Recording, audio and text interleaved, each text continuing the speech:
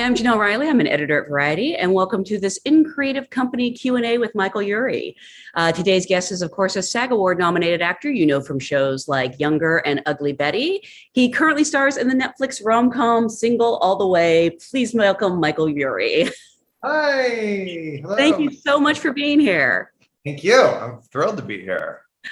Whenever I have people as accomplished as you are, I actually like to go back to the beginning and ask, what was your first job in this business? The first time you either got paid for it or you felt like you could call yourself a professional actor? Ooh, good one. Okay, it was a play at the Barrington Stage Company called Love and Happiness. I was a non-equity actor, but it was in their second space. Really charming comedy by a wonderful writer named Julian Shepard and directed by Andrew Volkoff. And it was a wonderful little summer stock gig up in the Berkshires. And actually, while we were doing it, crazy story, while we were doing it, I got bitten by a dog in the face. Oh my God. Filthy. Oh, what happened? Was the dog a co-star? No, the dog was, I was hanging out with other people that were working at the theater and somebody had a dog and I knew this dog. I was friendly with this dog and this dog even did a trick where she would gently take food out of your mouth. That's not what was happening when she bit me in the face. But we were up late, hanging out, and she wandered in and I think she had been asleep and she wandered into the room and I was like, hi, how are you, Jenny? And she bit me and I ended up having to do the show with, I think I had 17 stitches in my lip. Oh my God.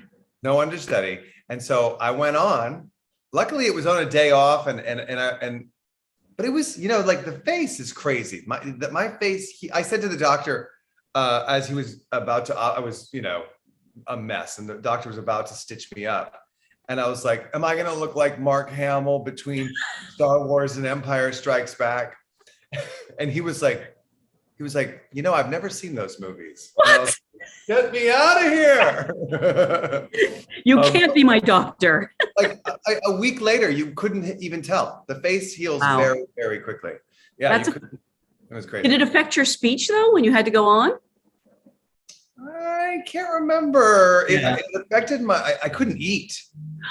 It affected my energy. I couldn't eat. Well, I had to drink Ensure. This was a while ago. This is before there were, easily found drink meals. Yeah.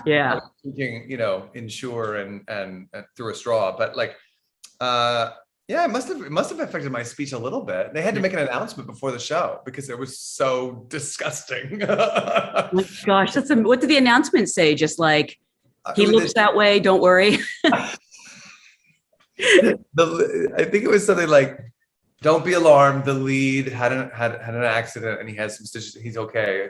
But I looked like Frankenstein. It was like serious stitches. They could have just said it was a character choice. Yeah. That was my first. That was my first. That was the first time I got paid to be an actor. That's amazing. And now you're headlining a rom-com on Netflix. I'm so curious, it was a Single All the Way. How did the script find its way to you and what interested you not only in the role of Peter, but the project overall? Well, the project, I'll work backwards a little bit. The idea of a gay holiday rom-com was extremely appealing to me because there's literally a billion Christmas movies, and that at that point there had not been a gay one, and that was crazy to me because gay people love Christmas, and gay people have all of the same romantic hangups as straight people, and many, many more, and that they had not figured that out yet, that we had not gotten there yet. I guess when the script first came to me, it was a couple of years ago now, because we got a little sidetracked by the pandemic, but it was crazy to me that it hadn't happened yet.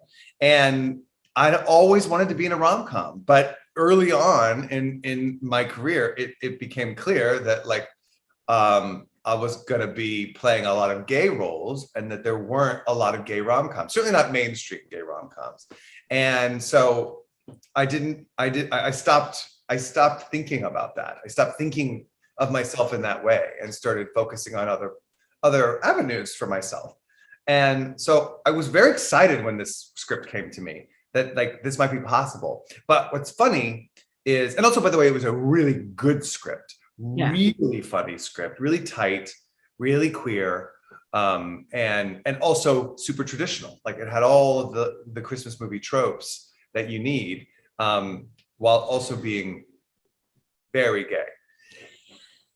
But the way it first came to me was through an agent, one of my agents, who I don't really work with, so doesn't really know me. And it was, and I don't mean to throw them under the bus, but it was a self-tape, a request to audition for the role of Nick, a hunky, hot handyman, stoic, easygoing, cool natured. I'm like reading this description and I'm like, guys, I don't really know that I'm gonna get that. I'm thinking this isn't the kind of guy I really am. I appreciate you thinking of me for a gay Christmas rom-com, but I don't see myself getting this role. Let me just look at the script. And I open the script, and then there's Peter, erotic, gregarious, charming, and adorable. And I'm like, well, that's me. And so I said, hey guys, listen, I'm happy to make a tape for this. I'll give it my all. If they've already got someone for Peter and they're really only looking for a Nick, I was like, maybe Neil Patrick Harris is doing it, or Andrew Rannells or Jesse Tyler Ferguson or Jim Parsons, or Stop Me Anytime. But they were like, let us check into this. Don't make a tape yet. We'll look into it and we'll see. And so I was like, okay, maybe this is going away. Maybe I'll have to figure out how to be a handyman. I don't know. And then they came back and they were like, okay, don't make a tape. Don't do anything. I'm like, okay, I won't. Also, I knew the writer. So that was another thing, is like, I knew Chad Hodge, the writer, a little bit socially. And so I was like, just make sure Chad knows that it's me. Because also, if there's no way I'm going to get this, then what's the point of making the tape? Right. Because maybe like when, maybe we can just like make this go away or make this real. And all of a sudden they call and they say, don't make a tape. You're Peter. What? I didn't even That's amazing. I know. So, when they say it's all about who you know, it can be about who you know. And, I don't know what they were thinking before me. Maybe they were thinking about those guys, or maybe they just hadn't started thinking yet. But when, I guess at some point, Chad was like, no, that's good. We should do that. And the director knew me, and I got the job. Okay, this may be a stupid question, but I've heard some actors say that they actually like to audition because they know that they earned a role. So was there any part of you when they just gave it to you that kind of hesitated? No. No. I mean, I definitely, when I've auditioned for things and booked them, it is really cool, and you have a lot more confidence than you might. But I also knew that, like, it was in my I knew that this was I knew I was going to be able to do this. I got it right away. And I think that I knew Chad, and that Chad knew my work. And when he put that all together, I think that gave me the same confidence that I would have if it had been like a string of auditions that I won. But yeah, no, I was very happy to not audition. I mean, auditioning is such a strange process. And I keep thinking there has to be a better way, but I can't think of one.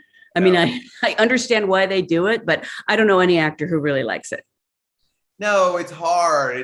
I mean, there is something about for TV and film. There is something about making a self-tape that is better, because it is more like, making a self-tape is more like the work you do on a set. There's just less people, and working in theater, an audition is an audition in front of people in a studio. Yeah. It's more like a play than making a self-tape. So like it is kind of like, I guess sometimes it is, it does mirror the experience, but like going into an office and sitting in a room with other actors all vying for the same role and then going in one by one and having a shot at it. Yeah. That's auditioning. That's not acting. That's not working on a set. It's not like that. That's just not how it ends up being when you go to work on a movie or on a TV show. And I mean, I remember, I don't think they really do this anymore, but like pilot testing, when you test for a pilot, I mean, I remember going in for like single cam drama and testing in front of in a theater, in front of a room full of executives. It's like, this is like some kind of weird test. Yeah.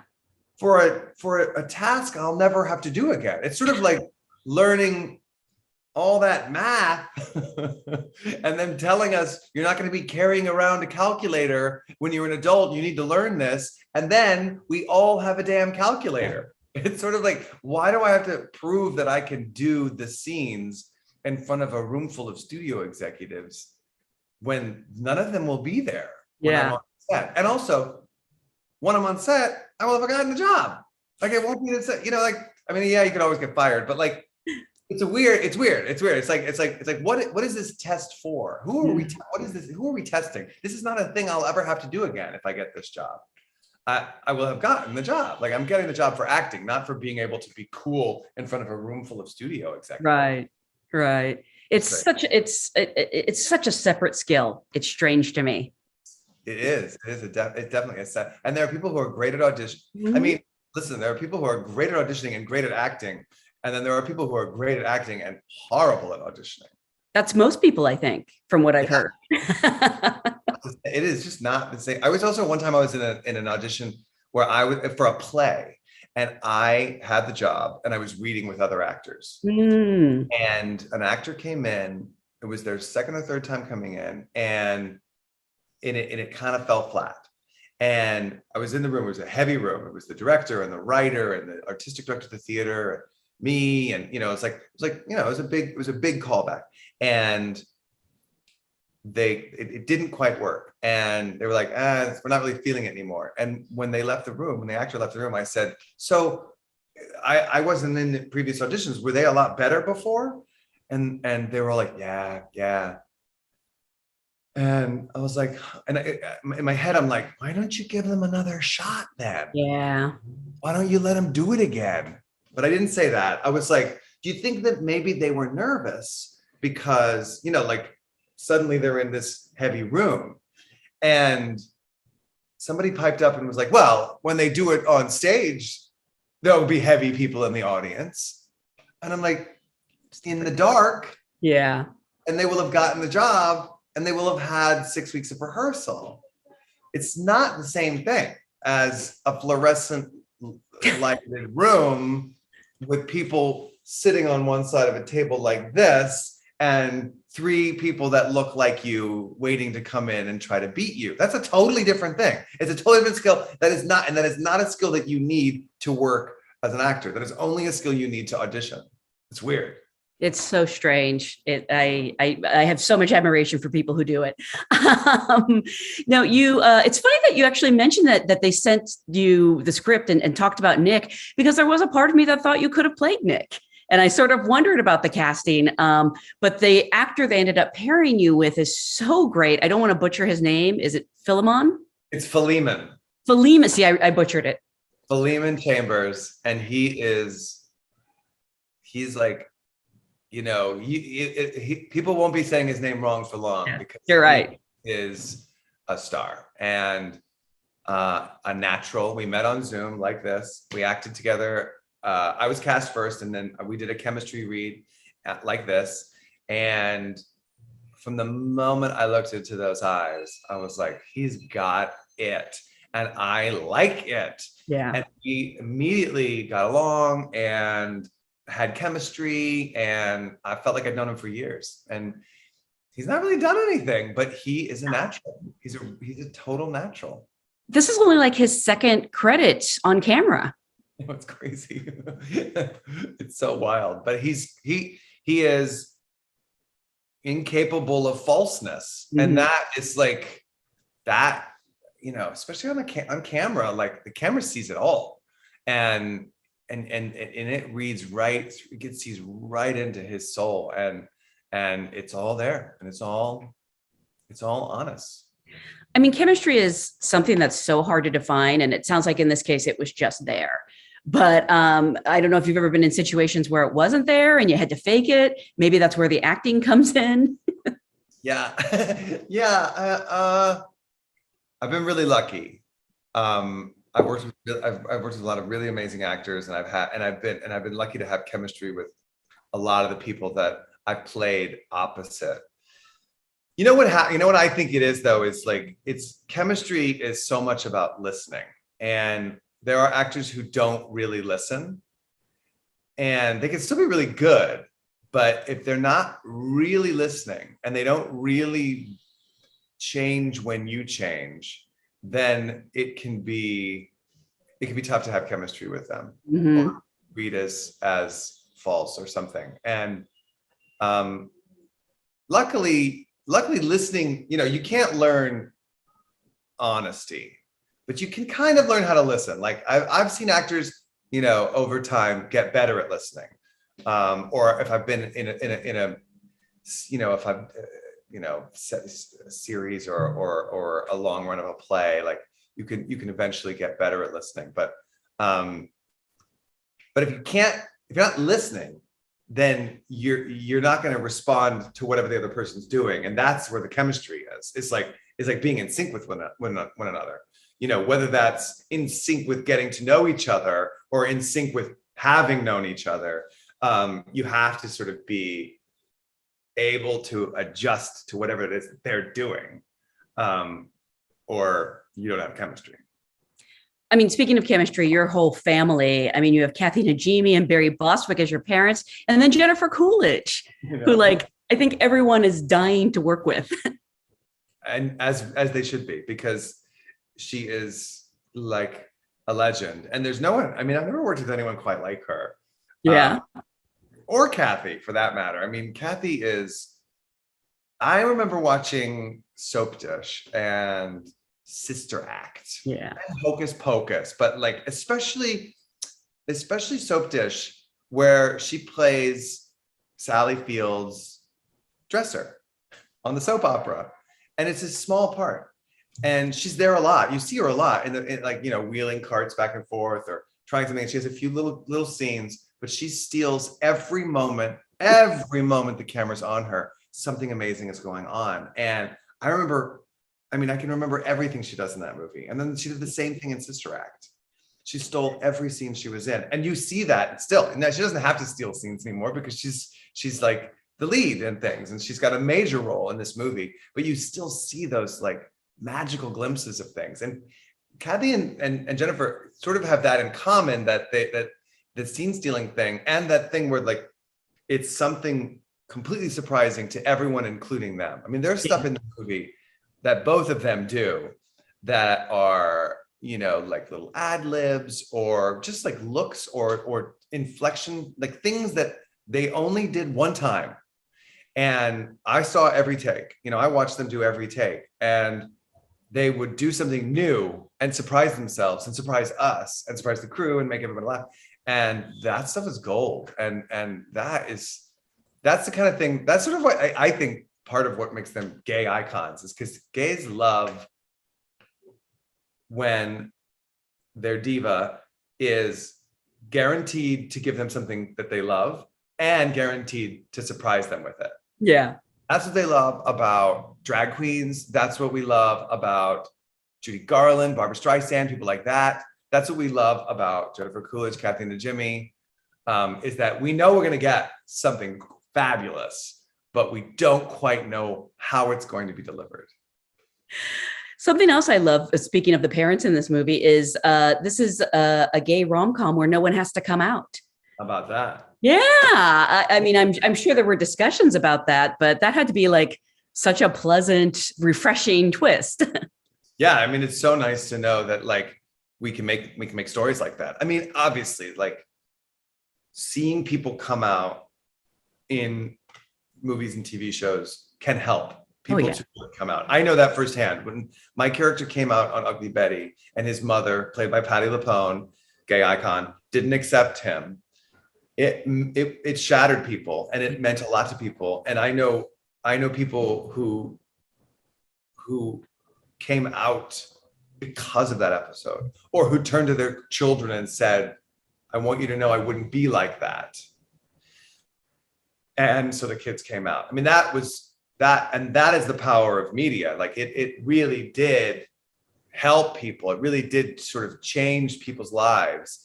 And so there is definitely a place for all of that. And there is definitely a place for spreading awareness about trauma and about homophobia and about, I mean, obviously like the plague that hit the gay community. Things like that they do have a place in media. But I also think, especially now, where marriage equality is the law of the land, and it is 2021, and we are a part of the fabric of society. We can tell our joyful stories too. Yeah. And we can tell the stories that are the way life is for a lot of families, and is the way that life should be for all families. We're allowed to do that now. We're allowed to spread that queer joy, and we're allowed to make movies where the protagonist is gay, and his problem is not being gay. His problem is being single, and his family gets involved in the conflict of his life, not because they want him to be with a woman, but because they want him to be with the man of his dreams. Yeah. They want him to be the man of his dreams, and they'll meddle in that way. And the conflict is much funnier than it would be if they were trying to set him up with a woman. I mean, we used to do things like that. Watch a gay guy try to date a woman. Oh, isn't that funny? Well, sure, it was funny, and it is funny, but it's not as funny as watching a gay man with a supportive family try to date two men at once, or figure out which man he should be dating, or whatever the story will end up being. It's going to be, we're ready for that, and it's exciting. You mentioned you're a fan of the rom-com genre. Sorry, it's rom-com genre. And it's interesting. I remember interviewing Matthew McConaughey about his rom-coms, and he says it's the hardest thing to do because most people know the outcome, and you have to play everything like it's still fresh, and you still don't know where it's going to go. I mean, and it is amazing like how many rom-coms don't get it right quite when there is a formula. I mean, did you find it challenging in that way? That's interesting. That's very interesting to hear that he felt that way. It's true. I mean, you really have to invest in every. I feel like I was really lucky being the lead, the main guy, because I was able to really work on the whole. Like I could really, when you have like 3 or 4 scenes in a show or a movie, and you don't spend a lot of time with the whole script. You spend time with your scenes. You look at the script, maybe you do a read through, and certainly, familiarize yourself with what's happening when you're off camera. But when you're in the whole of a movie, you spend a lot of time with the whole of the script. And so you really know your moment before, what's happening with what the character knows up until that point, what everybody else knows, so that on set, I mean, at least for me, I really benefited in having all of the script in my head, because you don't shoot in order, and we would bounce around and be like, okay, now I'm here, and I don't know that yet, and I haven't learned this yet, and we haven't met yet, and all that stuff makes it a lot easier. But I also think, because I do a lot of theater, and what's amazing about theater in terms of, like in relation to like how everyone knows what where a rom-com is going, is like when you do a play, you spend 4 weeks, 5 weeks rehearsing it, and you all know it so well, and you're doing it for the same people in the room for all that time, and you forget what people don't know, and then you do it for an audience for the first time, and they tell you, Yep. immediately, this is what we didn't know, and it's suddenly brand new, and then every night it's brand new, and that's to me what makes theater so special, is that we're going to tell you the whole story tonight, and it's brand new to you, and we've figured out the best way to tell it, we think. And I think that skill, that experience for me on stage of learning how to tell a story for the first time every night helped with rom-com, where it is, filled with tropes. That there's going to be a point where everything goes wrong and then everything comes back together, but maybe you don't know how, and maybe we can surprise you. And I will say, I watched this, I was at a screening of this movie, and it was and I never thought we would see a screening of it because it's Netflix, it's not it doesn't go to theaters, and they did this, Netflix had a screening for a bunch of queer people, room full of queer people, and they oohed and awed and laughed and gasped in all the right moments. And it was so satisfying to hear all of the twists and turns of a romantic comedy plot work. I mean, I have to say, I actually wasn't sure where it was going, because a good case is made for both guys. Totally. Well, that's good. That's great. And that's really good writing. And that was something that Luke McFarlane, who plays James, was really concerned about. He was like, I want to make sure that we are on the fence between these two guys, but that in the end, it's the right decision, that he's made the right decision. So like, he can't be a bad guy. He's just not the right guy. Yeah. But I'm spoiling it even now. I know, I just realized, I was like, oh, I should be, but I assume people will have seen it by now. It's on Netflix as of today. So, well, that's a good segue for me to remind people to watch it now on Netflix, and then watch some other holiday rom-coms. I recommend The Holiday. It's probably my favorite. But again, congratulations on a beautiful movie. Thank you so much for joining us today. Oh, my pleasure. Thank you so much.